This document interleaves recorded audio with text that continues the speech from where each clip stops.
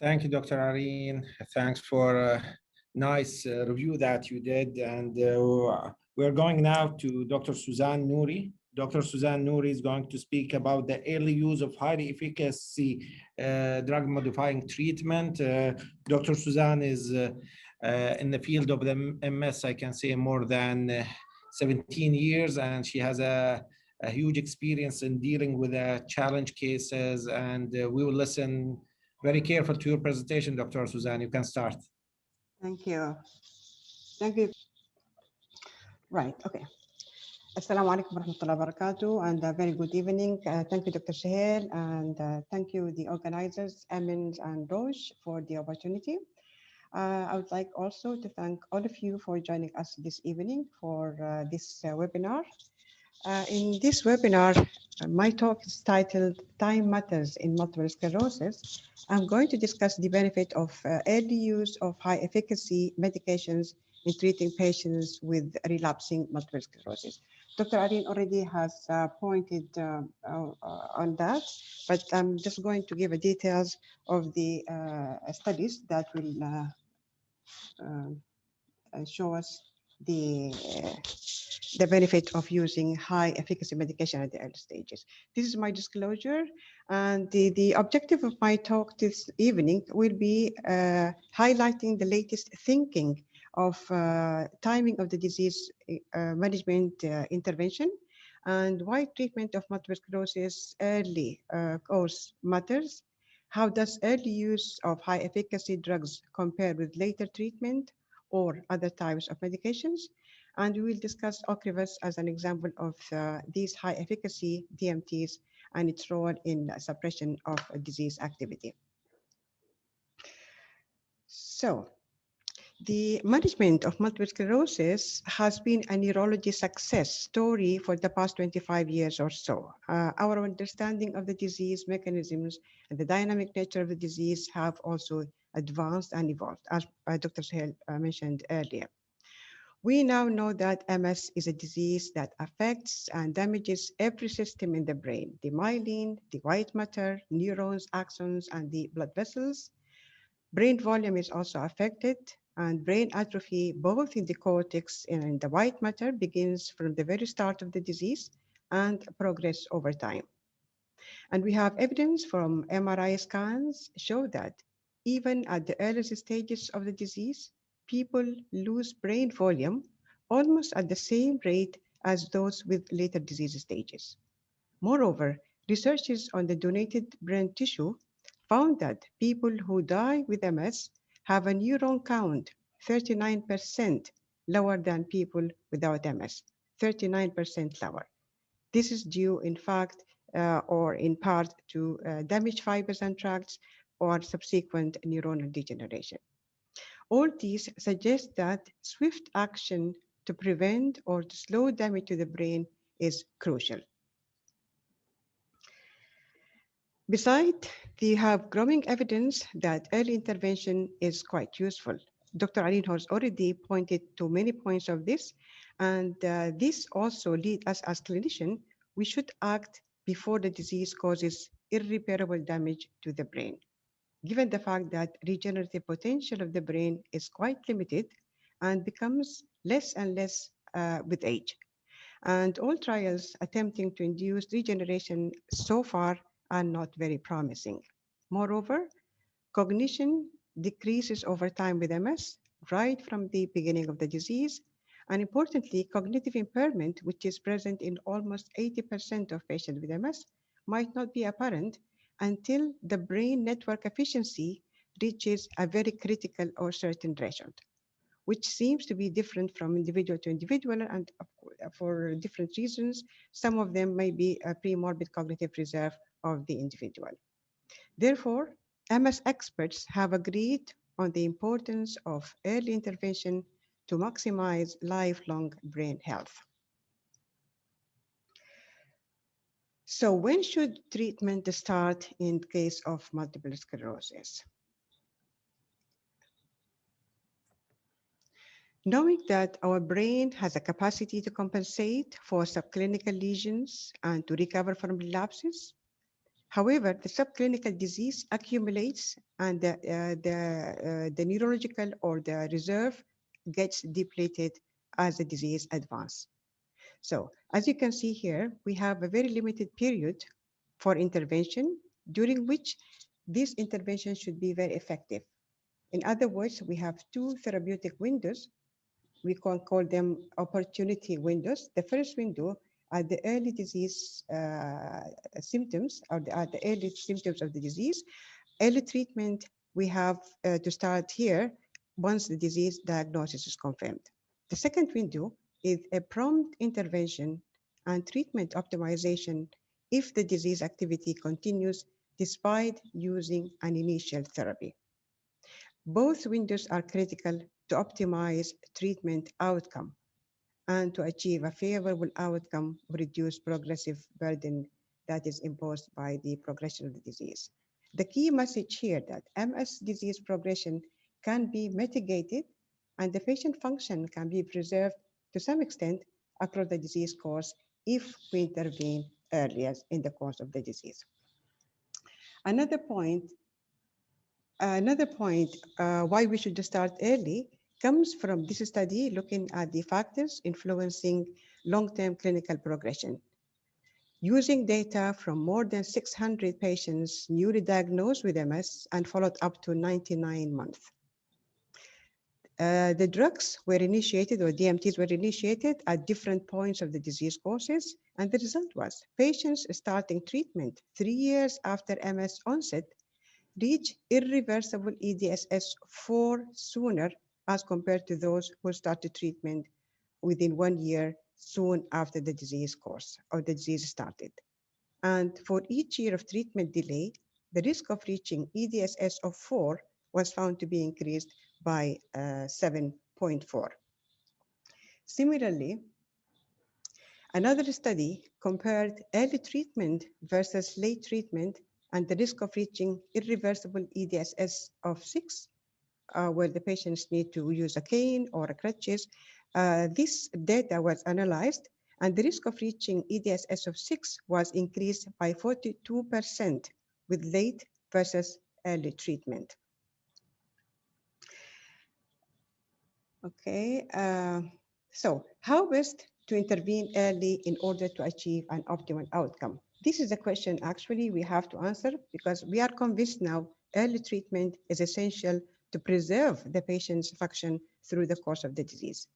The current practice in MS now is to start with first-line therapies and then to introduce higher efficacy medications or agents if the response is inadequate or if the patient does not tolerate the first line. This approach has also been enriched in our current guidelines. However, in recent years, a new strategy has emerged, which we call it treating to target or target treatment, which favors a broad use of high efficacy treatment in early course of the disease, and the aim is to achieve no evidence of disease activity or NEDA that we'll see in our coming slides. Okay, so this slide has been already discussed by Dr. Areen, but I'll just summarize what he already mentioned.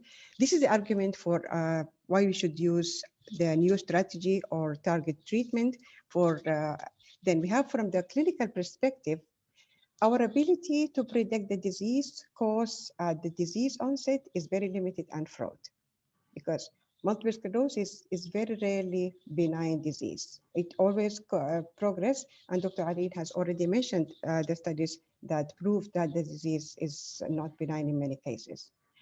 We know that conventional imaging can miss or underestimate ongoing damage to the brain that multiple sclerosis can cause. In many cases, we know that the normal appearance white matter, white tissue, brain tissue, also harbor many damage or many MS damaged fibers, but not shown by the conventional images. And overall, the impact on patient function over time is also underestimated. This all had led us to believe that initiating a higher efficacy treatment early is the best way to achieve the best possible long-term outcome for people suffers multiple sclerosis.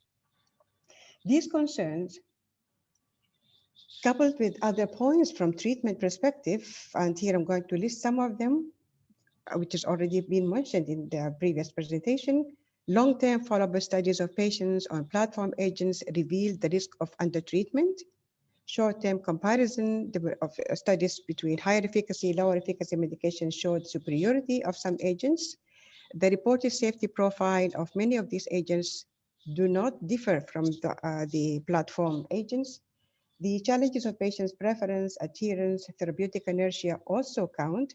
We know that patient preference is fundamental part of medication selection, which sometimes may not be in line with the appropriate treatment approach. Some patients might be a bit hesitant to change for higher medications. However, patients with longer disease duration prefer more efficacy therapies. In addition, adherence and persistence remain a challenge throughout the disease course.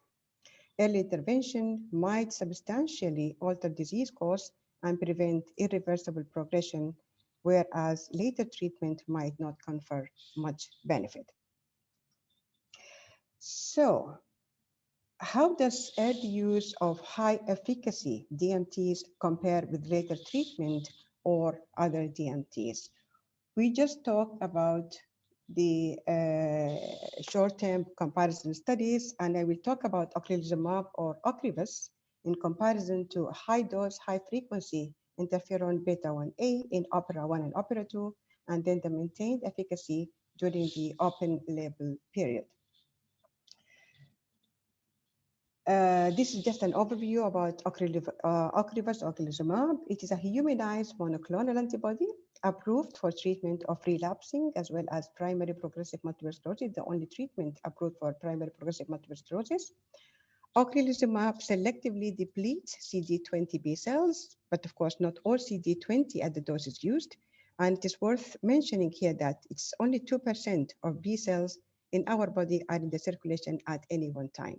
So CD20 depletion is not for all the cells, which means we still maintain our humoral immunity. Ocrelizumab or OCREVUS is given as infusion every 5 or 6 months. In OPERA-1 and OPERA-2, this is a phase 3 studies were essentially identical concurrent trials in which ocrelizumab was tested against an active comparator. In both cases, it was a high dose, 3 times weekly interferon beta-1A. OCREVUS was given by infusion, as we mentioned, at 24-week cycles. The initial cycle was given as a paired infusion of 300 milligrams, repeated 14 days later, and the subsequent doses were given as a single dose of 600 milligrams every 24 weeks for 96 weeks. And all doses were preceded by infusion of 100 milligrams of methylprednisolone.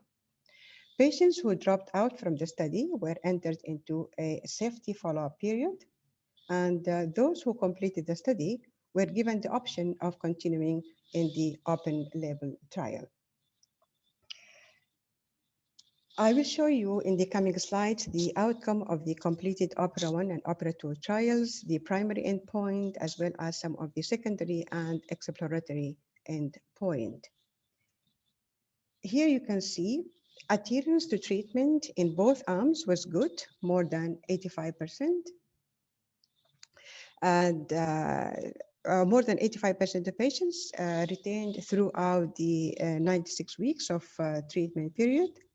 Withdrawal occurred more often, both in OPERA-1 and OPERA-2 in interferon beta-1A arm. And remarkably, as you can see on the bottom line, more than 95% of patients elected open label extension, which we'll mention later at the end of this slides. Okay, so it's not moving. Okay. The population globally recruited were representative of a typical relapsing remitting MS patients with mean EDSS score of 2.8, approximately 6 years since the time of the initial symptoms. Interestingly, more than 70% of patients have been previously untreated during the 2 years preceding their enrollment into the study. 40% of whom had gadolinium-enhancing lesions at the baseline, which reflects an active active disease, with at least one active relapse in the prior year. So this here, the primary endpoint, as you can see here, I would say Ocrelizumab was superior to interferon beta-1a on the key measure of disease activity, that is the annualized relapse rate. OCREVUS shows 46% and 47% reduction in the annualized relapse rate. I can see this one here, 46 and 47% reduction in the annualized relapse rate in OPERA-1 and in OPERA-2 respectively, as compared to, of course, to interferon beta-1a. Relapses overall was less than 1, that is 0.16 per year in both trials, very consistent and essentially identical in both trials. This, in other words, means nearly 8 out of 10 patients remained free from relapses at 96 week. This is the result of the primary endpoint of the study. Among the secondary endpoint was the pre-specified pooled analysis of CDP, that is a confirmed disability progression. Data from OPERA-1 and OPERA-2 have demonstrated that Ocrelizumab is the only treatment in relapsing MS with positive data in both 12 and 24-week CDP. Outcome was a highly statistically significant risk reduction of 40%, as you can see, at 12 weeks and as well as 24 weeks, both favoring OCREVUS as compared to interferon beta-1a.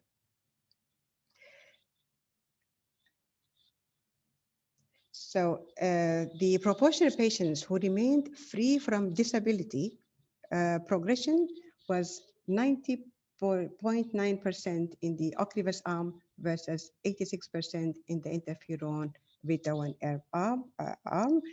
More than 9 out of 10 patients remained free from disability progression at 96 weeks. OCREVUS also significantly reduced the risk of reaching EDSS-4 that we mentioned earlier, the risk of losing the ability to walk for long distance without having rest or without having an aid. And this risk was reduced approximately by 60% when the baseline of the patients when enrolled was less than 3.0 for the EDSS. Again, this was a highly significant and consistent reduction in 12 and 24 week of confirmed disability progression. We have also another,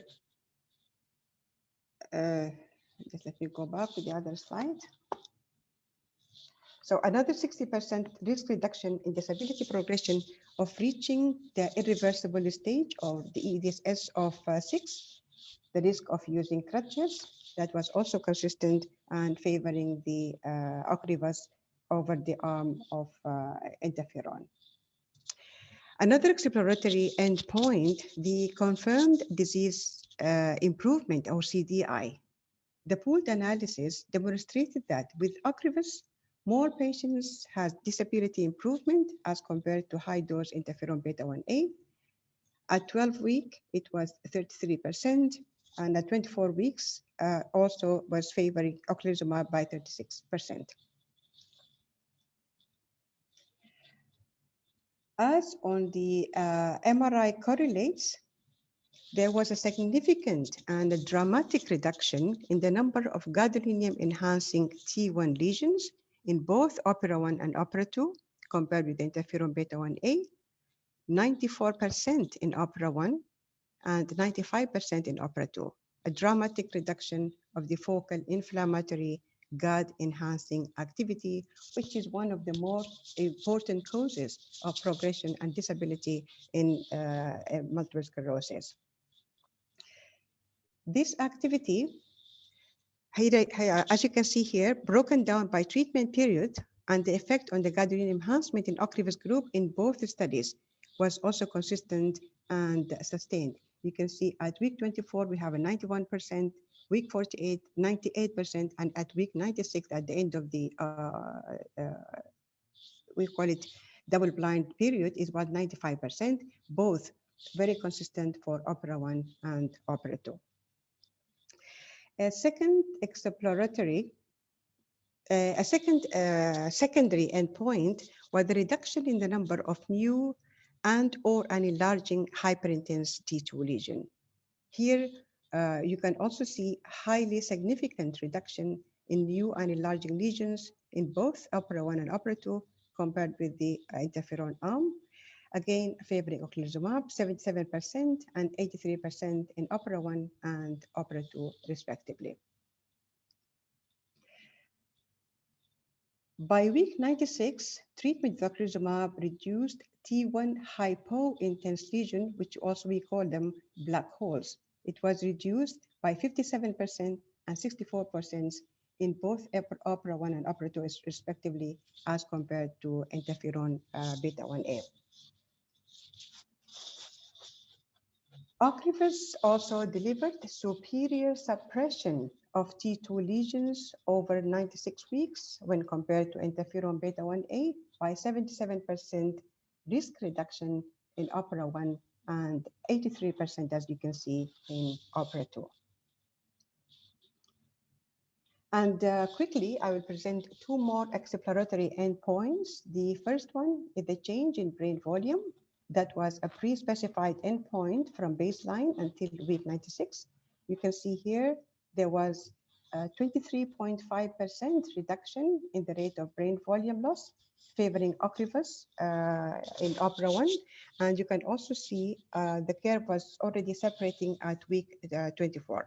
Similarly, in OPERA 2, there was a 23.8% reduction with similar early separation of the trajectories of the two curves. So OCREVUS also significantly slowed the rate of brain volume, which means preserve the cognitive for patients with multiple sclerosis. Another exploratory endpoints I will present here briefly is the analysis of NEDA, or the no evidence of disease activity, as defined as no relapses, no CDP events, no new or enlarging T2 lesions, no gadolinium enhancement on the follow-up MRI scans. In OPERA 1, you can see a highly significant 64% improvement favoring ocrelizumab, and in OPERA 2, 89% improvement, again favoring ocrelizumab in achieving NEDA. The percentage of patients with NEDA at week 96 in ocrelizumab was 47.4%, as compared with 27.1% in interferon arm. That represents a 75% improvement, which was highly statistically significant for ocrelizumab arm.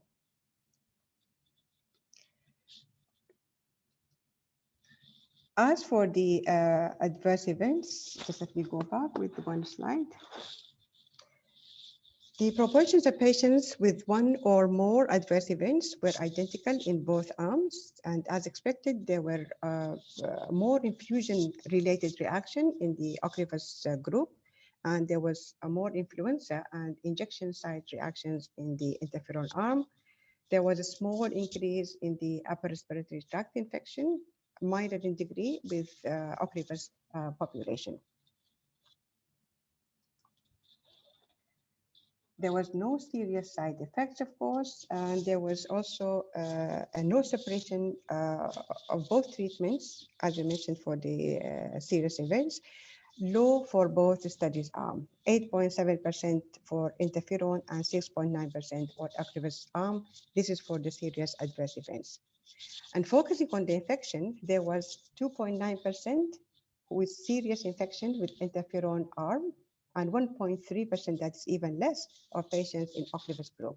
And there were no opportunistic infections in both groups, no cases of PMR reported, and there were 3 deaths during OPERA trials, none of which related to therapy, 2 suicides, and it's not related to therapy in both arms. Just did this one. Okay.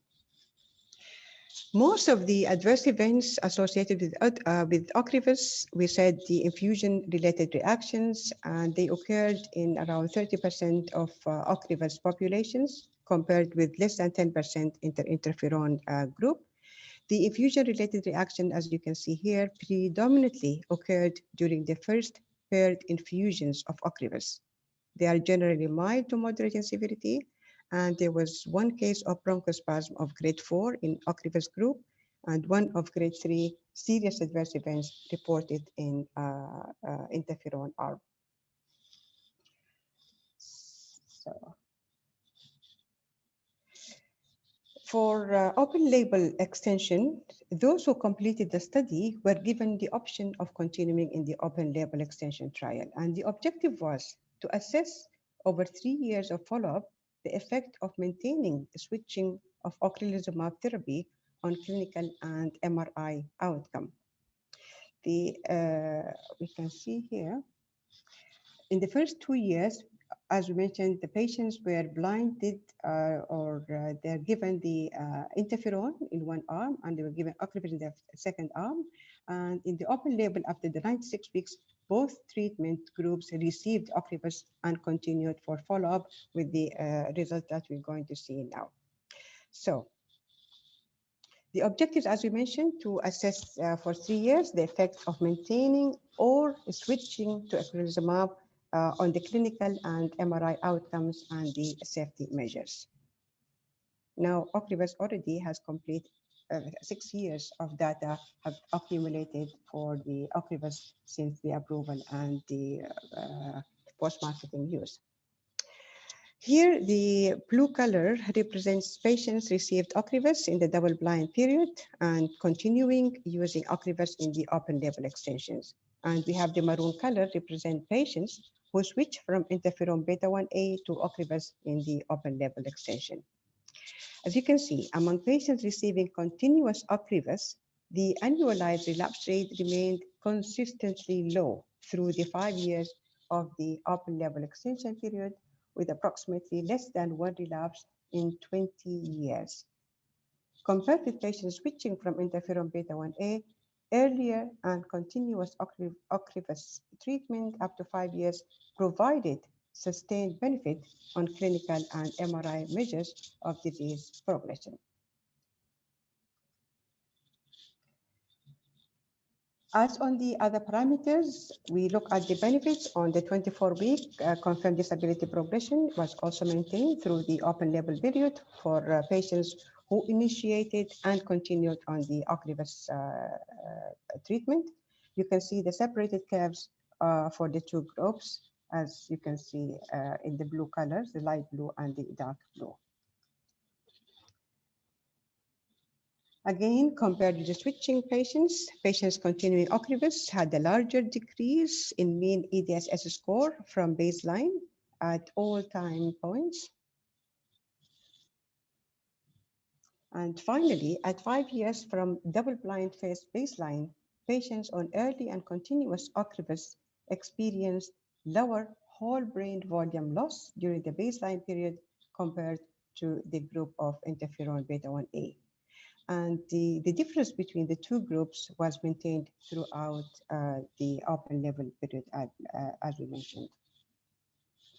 Okay, so my take-home message here is the study provides evidence that earlier and continuous treatment using high-efficacy treatment impact clinical and MRI measures of relapsing disease activity and optimizing short and long-term patient outcomes.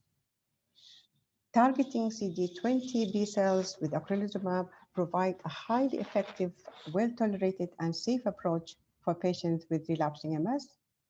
OCREVUS, as we've seen, was effective in relapsing MS in both OPERA-1 and OPERA-2, and overall OCREVUS had a similar safety profile compared to the first-line therapy interferon beta-1a over 96 weeks.